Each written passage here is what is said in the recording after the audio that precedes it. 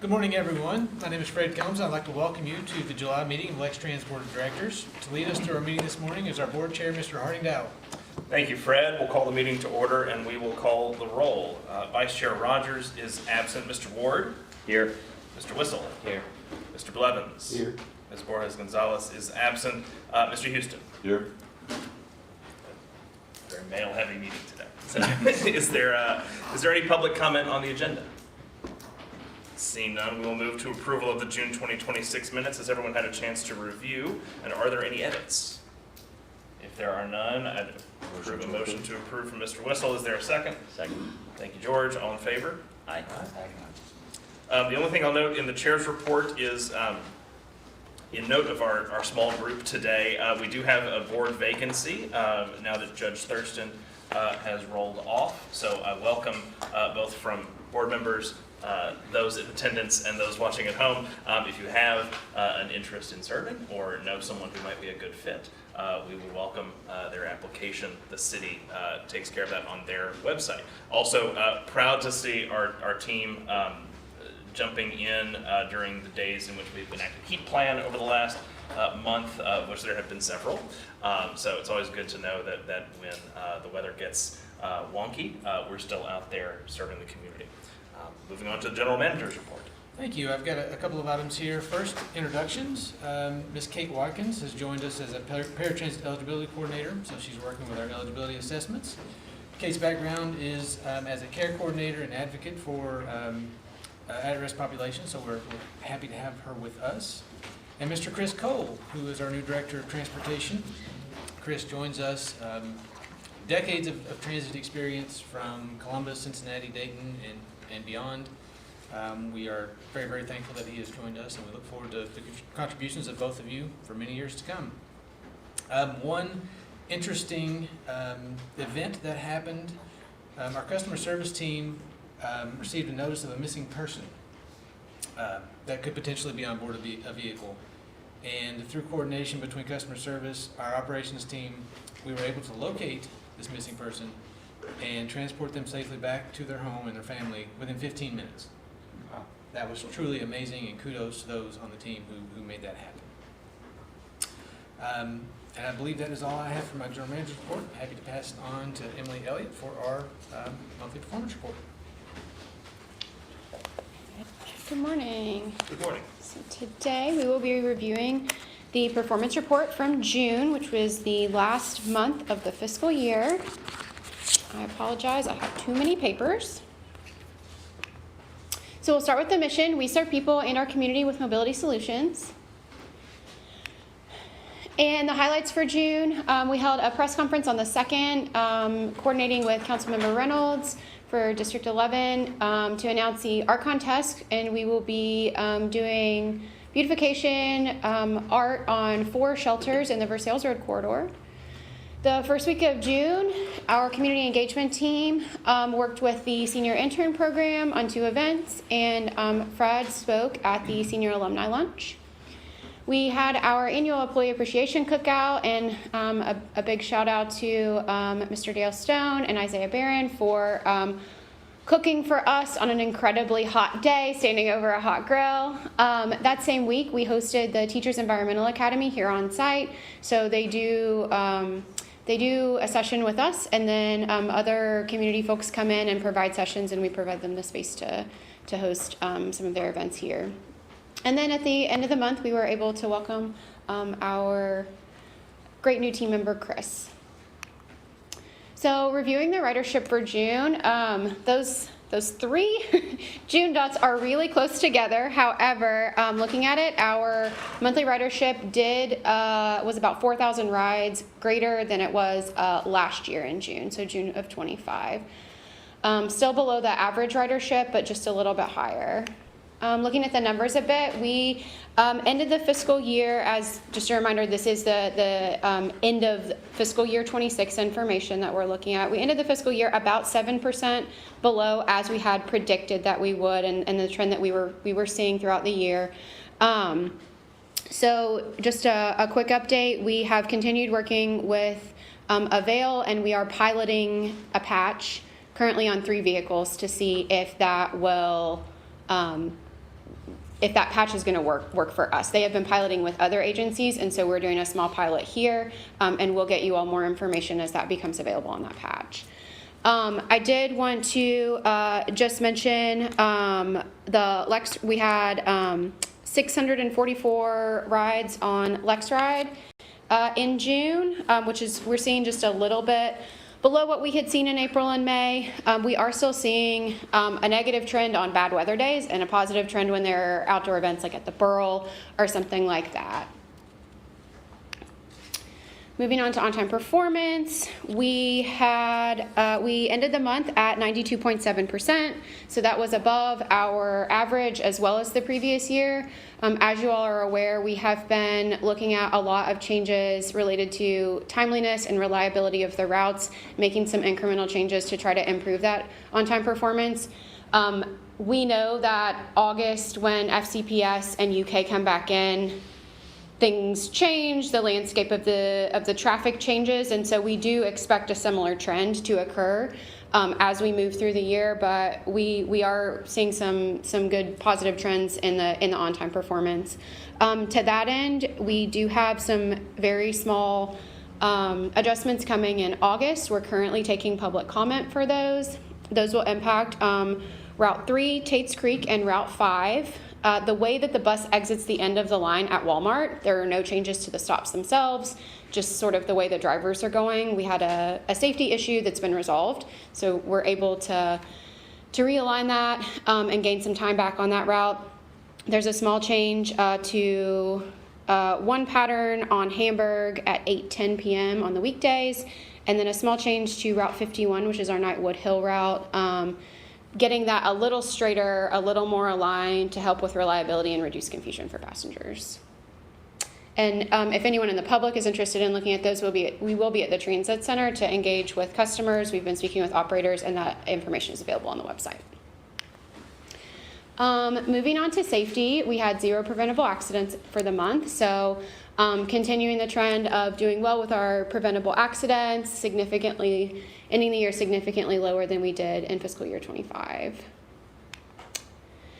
And for maintenance, 100%, 64 of 64 in preventive maintenance inspections. We had a very low number of road calls for the month. And you can see that we averaged around 12,000 miles between road calls year to date. Does anyone have any questions for me? I'll just say, I think in my 6 years on the board, 0 preventable accidents in a month. I'm not sure I've ever seen that. That's outstanding. Yeah, I just want to give a kudos to Steve, the operations team, Chris and his folks as well. We were doing a great job with safety and focusing on, driving safely, operating safely, moving safely, all those things. We had a run of 60 consecutive days. Yeah, we did 60, so we've done back-to-back 30 days. So Fantastic. Doesn't happen very often. No. So really proud of the team. Emily or Chris, do we know what the typical miles between road calls are for the transit agencies? It really differs from transit to transit, how much actual service they do, whether they're serviced in different parts of the community, like we service UK. Ours fluctuate a lot with the UK, depending on the traffic patterns and things like that. I don't know if there's one specific, but I can definitely look into it for you, so I can get you exactly. Ours is as good as we've ever been, I think. Yeah. Ours, right? I mean, I don't remember a time it being as good as it is. No, we've worked over the last couple of years to get better and better as we are, with a lot of patterns and training with what we do. But yeah, it's been on an uprise for the last couple of years. Yeah, there's definitely patterns to it, right? With changes in weather, changes in traffic, our service levels, that sort of thing. But this is definitely, we typically see it average out, and we're higher than we've been previously in the positive way. What are some of the reasons for road calls? Electrical problems, engine problems, anything that affects the vehicle in general, especially safety issues. So if we have a report of brakes, grabbing, steering, suspension, something like a wheelchair is not working, things of that nature, we'll do a road call on those. And I know when the weather changes, it's usually fluids, right? We get leaks when It is, cold weather hits. we'll have leaks, a lot of leaks, especially during going from cold to hot, hot to cold, electrical, battery systems, charging systems on the vehicle. Chris, when we do a road call, is it standard protocol that anytime there's a road call, we deboard everybody from that bus and get them on a replacement? Or can these be done kind of in the flow and we find sort of We a... try to go as quick as we can. So that's what we actually work with operations a lot with that situation. So we're either sending a mechanic in a bus or just a bus, depending on what the issue is. If the bus is still drivable, we're just changing out the bus and bringing the bus back. If it's a road call, like one that won't start somewhere, we're trying to send a bus out just as quick to deboard those passengers onto another vehicle. But we're never in a situation where people are stuck on a bus while we're trying to fix something. No, Yeah. no, not unless it's somebody's tightening a mirror or something like that. So if they might still be on a bus and somebody comes in at the transit center, tightens up a mirror or something of that nature. But we try to do everything at the end of the line to get it aligned, if it's that minor.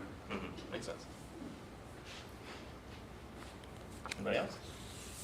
Thank you, Emily.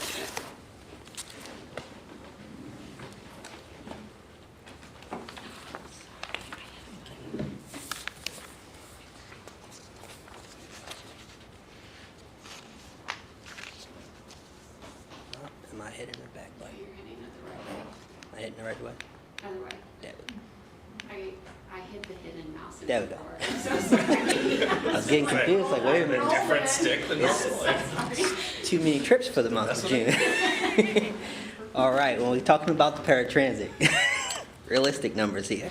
All right, the paratransit ridership for the month of June has continued to stay in a trend above 15,000 riders. It fell slightly below the previous month by just about 200 riders. However, it is strong. It remains in line with the trend.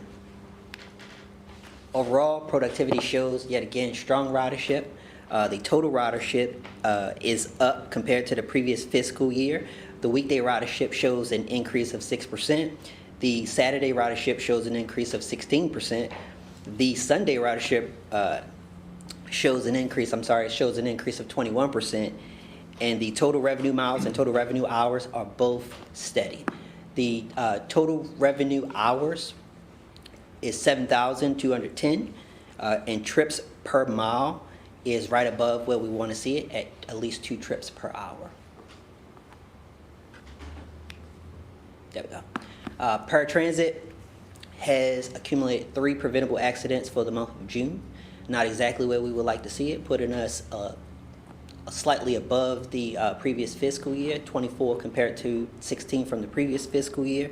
With that being said, Fred and myself, along with several others here on the Lextran side, has had several meetings with the local management team and the corporate team. And in response, we've talked about coming up with a mitigation plan to address the accidents and incidents on the paratransit side. With that being said, RTP Dev has enlisted the Regional Director of Safety. Am I saying that right? The Regional Director of Safety. He has been engaged with the local team to create the mitigation plan, to review and make revisions to the safety messages, the monthly safety meetings, as well as the retraining process and other safety initiatives to reduce and prevent accident frequencies. As of this upcoming Monday, they will have a new safety manager on site, and we will be prepared to work with the regional director to implement the mitigation plan. Randolph, is that a replacement of that position or an additional position? That is a replacement of that position. Okay. It has been vacant for the last month. Okay, Give or take, month and a half. got it. Moving on to the paratransit on-time performance. The on-time performance for the month of June was 82%, yet again up 2% compared to the previous month, 5 percentage points above the 4-year June average of 77%, and continues to remain in line with the trend when we're looking at the OTP. This is a new slide. This is the unaudited OTP for the hourly trips, completed trips. Let me rephrase that. The completed trips. The completed trips. As you can see from the heat wave, the red indicates the low, blue indicates the high. Stretched across the average on the weekday, the peak starting from 6 a.m. leading into the 3 p.m. hour and kind of like slowly trickles down to a lower heat wave for the rest of the remainder of the day. When you're talking about the stretch of the whole entire week, the focus of the peak service is between 8 a.m. and 3 p.m. I do want to highlight a little bit on give a little bit of oversight on the completed trips. Not on the completed trips, on how trips are scheduled. Let me rephrase that, on how trips are scheduled. Customers can schedule trips up to 14 days in advance, and that's leading up to 4:45 p.m. on the prior day of the request. With that being said, we start off with an average on the weekday of up to 600 to 700 trips in any given weekday, and then on the weekends, it fluctuates in between 300 and 400 scheduled trips. So what you see here is only the completed trips based on the hour of service. So we have 600 or 700 reserved trips, but only 500 to 600 completed trips. Correct. It's a lot of cancellations. Yes? Yes. That's what we're reading, okay. And that is a combination between advanced cancellations and also late cancellations and such. When we pull it into the second heat map, yet again, the lower is the red, the green is the higher end. You can see where those on-time percentages fluctuate based off of the completed trips.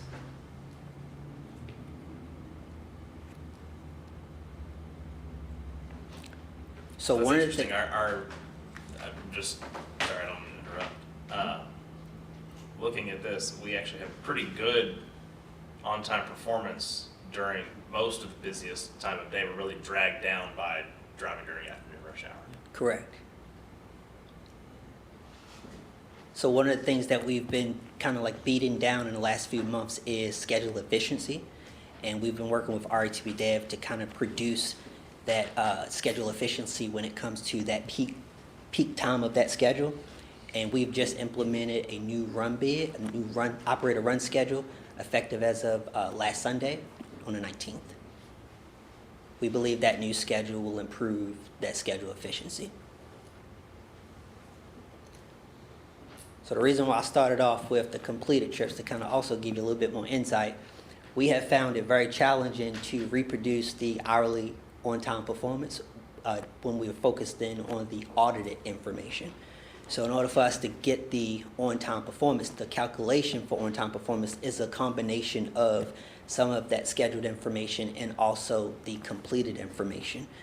It's a lot of moving variables when we're talking about the formula for the on-time performance, and it just, the pieces just wouldn't go together. So we plan to get back with Mr. Ford and his team and kind of like focus on how we can reproduce it.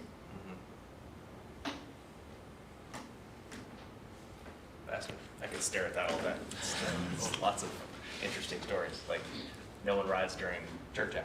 It drops precipitously during the 11 o'clock hour on Sundays.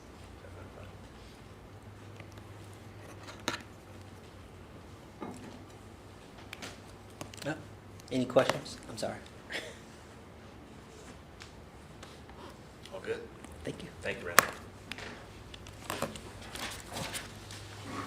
Nikki. Good morning. We have ended the fiscal year 2026. These are unaudited financials. We still have some work to do with some entries for year end. We went ahead and did our typical expenses, revenue, and everything that we normally do for board meetings, but as far as closing out the year, we did not have time before the board packet went out, which is always the case for June, so we always mark these as unaudited. You will see the final numbers for this when we receive the audit. They shouldn't change much. We'll be moving money from one spot to the other. We'll be moving like work in process to accounts receivable and things like that. We will have those done in the end of August. As far as our operating cash, we're in a really good place at this time of year. We're actually more than we were last year because we did receive the federal funding, part of the federal funding for last year in this year. So that's why that our operating cash is higher than it was this time last year. But I'll be glad to answer any questions on the balance sheet. Is that to say that we received fiscal year 2025 federal money in 2026? Yes. Okay. Okay, statement of revenue and expenses. This one's also unaudited. It will change a little bit, but nothing significant. Property taxes finished right at $1 million more than we were this time last year. So we're very happy to see that. Our passenger revenue was only $100,000 away from the budget, so we thought that was a pretty good spot. It is a little less than what we had last year, but it's pretty consistent with what we've seen this fiscal year. There's the federal funding that I mentioned. About $4 million of that is from 2025. Because the way that the federal funds work, we have to count those in 2026 according to the auditors. So that shows 2025 and 2026. State funds, that number is going to change. I have not done the receivable for the state yet. We still need to do the receivable for anything that the state owes us and the invoice. So that number will be closer to the 1.7 budgeted number. Our other revenue, that is our money market account for our interest. That is UK and fuel tax refund. So we finished quite a bit higher than last year, and most of that's due to the money market. As far as our wages and fringe, we've ended at a very good place for this year. We've been watching overtime and staffing and trying to figure out what we need and where. Like we always do with the budget every year, but we're diving a little more deep into that. So at this point, we are under budget with wages and fringe and professional services. Our materials and supplies are under budget. This one we mentioned, I think when we did the, after the finance committee, when we did the budget, we did not know last year what to expect with parts because we had seen them skyrocket so much. So we put a little extra money there, and thankfully we are under budget in that line item. Our diesel fuel, we ended the year at the average diesel cost for the entire fiscal year was $2.99. Apparently our crystal ball was working because we budgeted $3.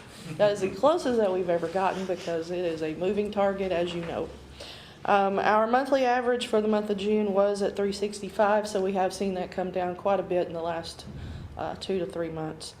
Our CNG is still running pretty low at $1.55. It's been fluctuating between $1.55 and $1.65 the last couple months. So that's always great news to see. Insurance is over budget. This is our property and liability insurance. This is over because of when we purchase new buses, they usually give us 18 to 24 months timeline. So it's hard to budget knowing when they come. So when they come, we automatically add them to the insurance.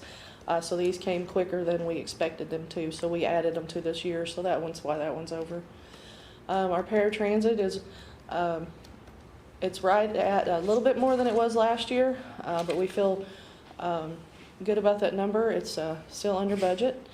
And everything else is really very happy about for this fiscal year. And I'll be glad to answer any questions. Remind me, if you have it off the top of your head, what percentage increase in property tax did we budget for and what did we get? 3.5. 3.5, okay. Yeah, and I'm not going to do math in public. That's all right. But it is right at $1 million more than what we had last year. It's 4.1. Yeah. I was going to say 4, but I didn't want to do math in public. Okay, any more questions? Anybody? George? I already asked my questions. Thank you. Thank you. All right, next on the agenda is a strategic plan update. I'd like to welcome Mr. Alec Moore and Joe Capper from SRF to give us an update on our strategic plan. And you all have a document that goes along with this plan.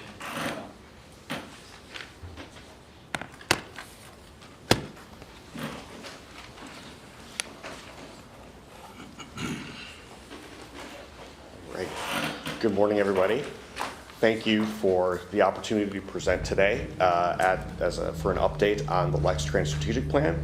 My name is Joe Capper with SRF Consulting Group. I'm a director in our transit planning group, and I've been working closely with my colleague Alec Moore on working with Lextran leadership and staff on the strategic plan. So just to give an overview of what I'll be covering today, we'll bring everyone up to speed on how this plan was developed, recap the organization's vision, mission, and values, and then get into what is really the meat of the plan, which is the goal and objectives, and then how Lextran will go about with implementing the strategic plan, and then go through what final next steps will be to wrap up the project. I would say the ink is drying, but it is not dry yet. So we welcome any feedback, questions that you may have today. So just to review the process, this plan was developed in collaboration with Lextran administrative staff as well as operations staff. We conducted a variety of sessions, both in-house and with the public, including workshops. We have board leadership sessions, staff workshops across every department in the agency, rider and community engagement activities. Again, this is a people-first focus on the development of plan, people including internal staff as well as Lextran's customers. Stakeholder and partner input, so we also worked with folks that at the organizational level that represent Lextran's customer base and key stakeholders. And then we also had a chance to dig into the data, much of which was presented today, but going back historically, looking at trends, understanding where some of the gaps and needs might be in both service and investments. This also included a peer analysis where we looked at Lextran's peer organizations just to see how Lextran was performing in comparison to agencies that operate in similar environments, have similar customer bases, and we'll get into it in a little bit in the presentation here, but Lextran generally performs very well in comparison to peers. So this process overall included a lot of listening, analysis of data, and then really working, the heavy lift recently was understanding how to translate that into goal statements and then also priorities for the organization. So the strategic plan structure, it is structured based on the development of a long-term vision. So what are the outcomes that we want to achieve? What is the return on investment in public transit services? And how we get to that vision is through those goal statements. Then with each goal, there's a set of objectives, initiatives, and key performance indicators so that we can measure, looking forward, how well we are progressing toward those goals. So that's essentially the content of the plan, how it's organized, and this also tees up several future activities, whether it's a long-range plan, technology initiatives, that we can look to the strategic plan as that guiding document to make sure that whatever is done within the organization is consistent with the goals and objectives set forth here. So to recap, our vision, mission, and value statements. The mission statement, we serve people and our community with mobility solutions, already recited earlier in today's meeting. And then the strategic vision statement.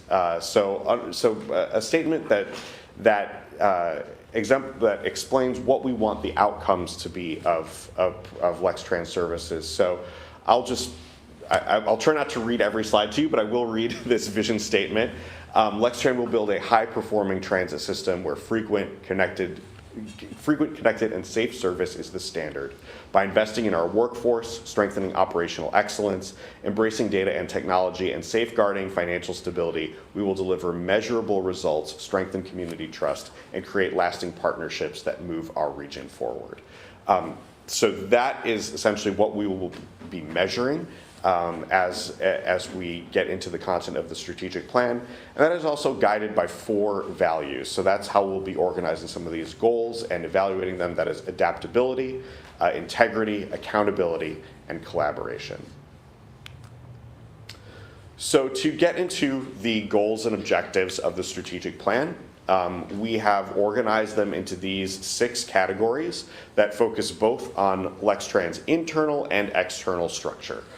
So this includes organizational excellence, financial sustainability, service responsiveness and resilience, technology and data, partnerships and collaboration, community relations, and safety and security.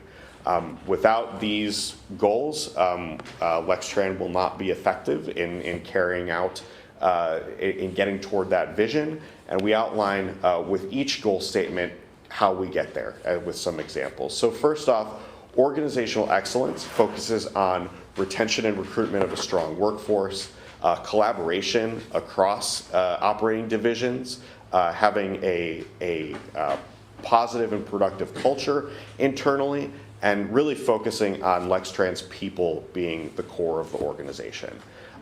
This is to focus on internal capacity, workforce satisfaction, and the like. Some example objectives of how we achieve that goal of organizational excellence, including measuring that organizational capacity to support various internal initiatives, and being able to adjust accordingly. So I think one of the items that we want to make sure is clear throughout the strategic plan is that notion of resilience and adaptability. So circumstances change, politics change, funding changes. Occasionally we have a global pandemic that changes the transportation landscape. Do we have a decision-making tool in place here to help weather some of those changes and shifts in the market? So that's a theme that you'll see throughout, I think, in the strategic plan document. Another objective here is to explore and implement strategic partnerships for recruitment, acknowledging that we cannot do what we do without a strong, stable workforce is very important. Financial sustainability is another significant goal. Will operate in a manner that emphasizes financial sustainability and effective use of public dollars. So being good stewards of investments and also maximizing return on that investment. One of the example objectives is to continuously explore diversifying those revenue streams at the local level. So that we are not over leveraged in 1 or 2 funding sources, and that there are a variety of mechanisms that Lextran could potentially explore for that financial sustainability. We also want to explore dedicated funding mechanisms for fleet replacement, facility investments, so that the service can be safe, reliable, and cost effective. Third goal is service responsiveness and resilience, strengthening the existing transit services while also exploring opportunities to expand and respond to future demands. So this is looking at that service excellence and making sure that we are constantly evaluating and meeting the needs of the community and customer base. This goal statement tees up an upcoming comprehensive operations analysis. Difference between the strategic plan and a long-range plan or COA like this is that this does not get into the nitty-gritty of service recommendations, service decisions, but the strategic plan guides the priorities of those future planning efforts. We also have an objective here is to deploy a refined process for responding to service requests from riders and Lextran employees. So really strengthening that service decision-making framework that's out there as well. Technology and data. Technology in the transit industry is something that moves very quickly, is constantly changing, and making sure that Lextran is positioned to adapt, gain efficiencies, improve both the efficiencies of operations and the customer experience is very important, and also that we can carry forward implementation of a technology plan. So some of the objectives here, for example, are to revisit the recommendations from the technology strategic plan, reprioritize, add a timeline, etc. There's a good framework there, but it's something that needs to be revisited. Also develop a method for a program evaluation that is focused on technology investments. So how do we define that return on investment? How do we evaluate the success of a new technology initiative that we've deployed? Partnerships and collaboration are critical. Transit is multidisciplinary, serves a variety of constituencies, and there is potentially an untapped benefit of expanding public-private partnerships to advance some of the goals here in the strategic plan. So we'll continuously work with stakeholders to define the value of Lextran to the community, and also continue to build partnerships with businesses and organizations, particularly those with that would share in the benefits and have similar goals as Lextran. Community relations is another is our sixth goal statement. By delivering an excellent customer experience, Lextran will align its services with the demonstrated needs and ensure that its services are useful, affordable, and accessible to community members. So this is keeping the customer, the community we serve, as the focus of the organization. Target both new and existing riders through tailored engagement. So continuously being out in the community, listening to what those needs are, using the wealth of data that Lextran has available to understand what those needs are, and ensure that access to Lextran services is easy to understand, efficient, and affordable. Safety and security is another core goal here. Self-explanatory that we want to continue to build on the culture of safety here, making sure that training programs, frontline supervisory staff have what they need to conduct business in a safe and secure manner. This focuses also on creating a safe environment for customers and clarifying procedures. This also emphasizes continued coordination with public safety partners, all the different organizations, first responders, funding partners for security initiatives, and the like. So that's the overview of the goals and objectives. I also would note that there's a handout in front of you that gets into more details on how the strategic plan is going to be implemented, and really how we've organized and prioritized the different goals and objectives here. Something I would highlight is what's on the first 2 pages is just how those criteria are organized by both priority. So very simple, what is the timing of that, of what we will do to work toward meeting those goals? The impact, so if we don't do this, is it a critical threat to the success of the agency versus something that might be able to be pushed out a little bit longer and isn't as existential? We also have cost, ranging from something that could be done in a relatively small purchase to something that is a much more significant investment.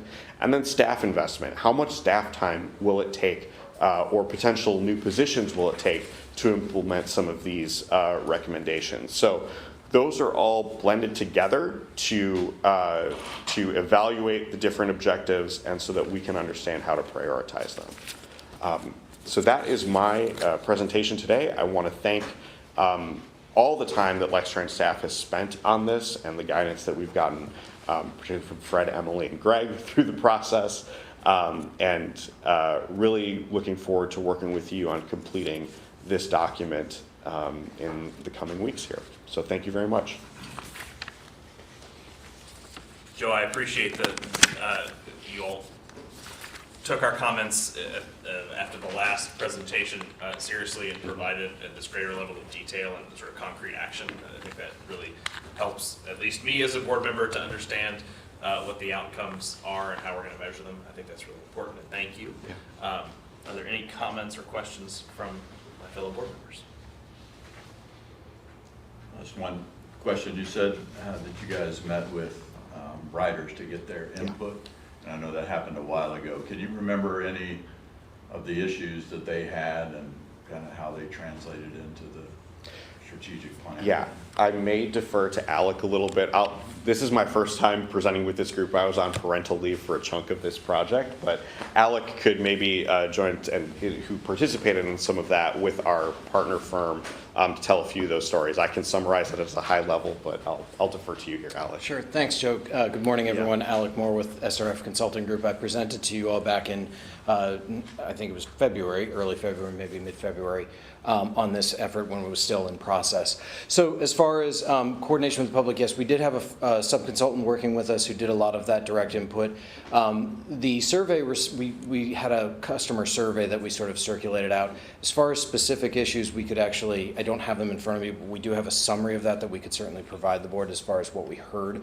But, typical things, certainly wanting to, service reliability comes up a lot in those kinds of surveys and commentary, just interactions with drivers and so forth as far as courtesy or just some of the other kind of customer service related elements that you see on the street, cleanliness of stops, just sort of the overall kind of impression. But we do have, and certainly can provide you all with that. Again, I don't have it in front of me, but we do have that backup. Yeah, I apologize for putting you on the spot a little bit there, Alec. I can also say like some high-level themes about service, really centered on the usefulness of the service. So when I think of that, I would say looking for opportunities for higher frequency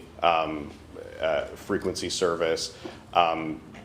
They've certainly cited some destinations that are currently unserved by Lextran, and again, we could probably pull some of that comments in the list that's in the tech memos there as well. But those were kind of the main comments that I remember from the summary themes, was that the usefulness and quality of service, specifically with when it operates, how often it operates, and then noting some places that people just can't get to on transit today. So. On the second page of the goals, the second and third goal state the same thing.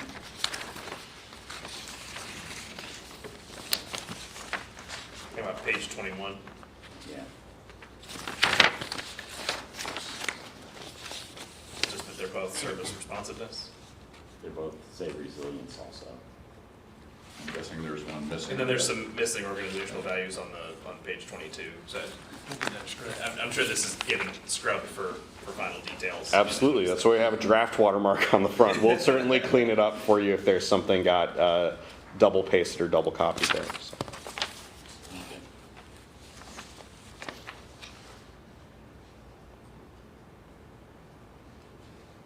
And these are prioritized, that we put safety and security as the last. They're not specifically prioritized. Okay. I think they're prioritized within each goal, is my understanding. Yes. Roughly, I think there was some debate on, one over the other. So in general, I would say this, but not open for comment, I would say. Well, I mean, reasonably, the things that rise as critical impact end up at the top of each list. Yeah. So I think that's. That's prioritized. That's not.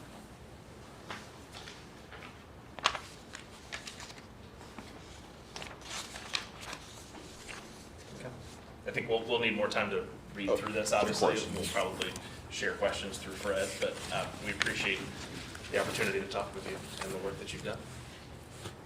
And thank you for your input. We welcome your feedback and catching typos as well as not limited to that. But yeah, we're going to be working with Fred and staff on kind of wrapping this up into a final draft document.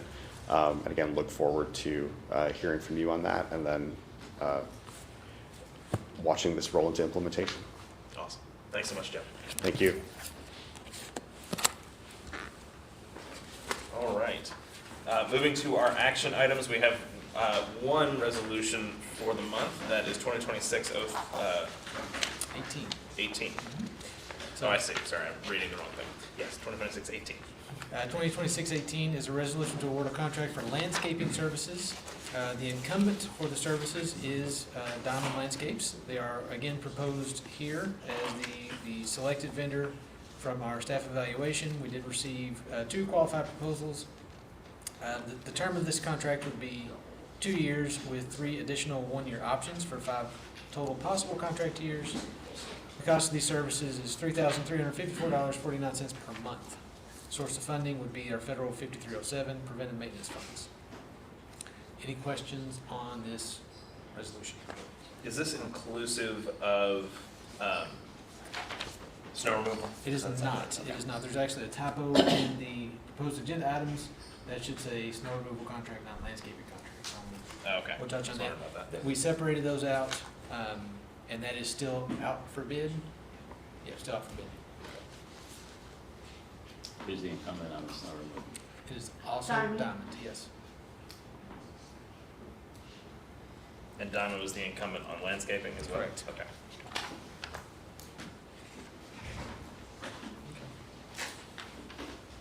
Is there a reason we do them separate?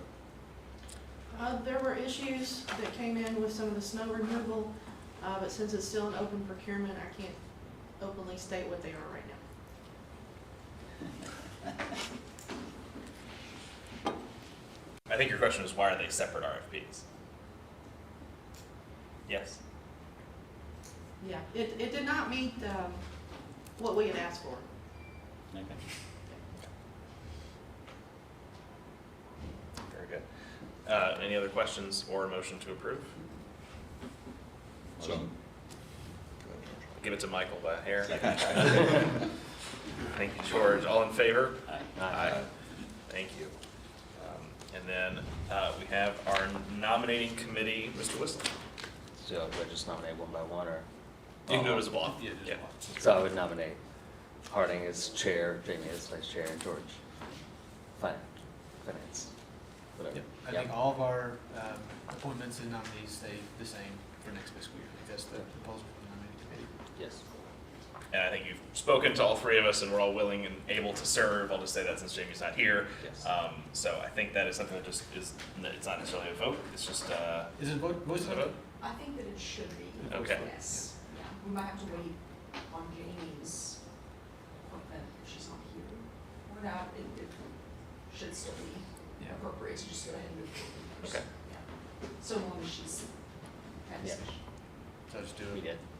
Okay, Voice so, vote and then- Yeah, I as a think whole. we- okay. So, all in favor of the nominated officers as presented by Mr. Whistle, say aye. Aye. Thank you, Wesley, appreciate it. Thank you. All right, change order report. We do have a change order report. The first is for SRF to work on the strategic plan. The change order on that is $22,119. The second is for Office 360, that is office supplies. There are two changes in price due to rising costs. Those are for paper products, I do believe. Both of those are listed in your packets. So no action needed on those change orders. Okay. Is there a need for closed sessions? There is not. Okay. Any old business or new business? No. All right, let's go through our proposed agenda items. So first is the microtransit fare policy. That is the board's taking the step of formally establishing the fare for a microtransit service, which is going to launch later this year. The second was landscaping contract. That is the typo. That should be snow removal.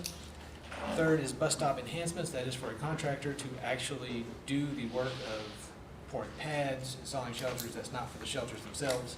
That is for a contractor to do that work. We also have teed up, at some point in the future, will be our electric charger upgrades and support vehicles, non-revenue support vehicles and trucks. So that will be coming at some point in the future as well.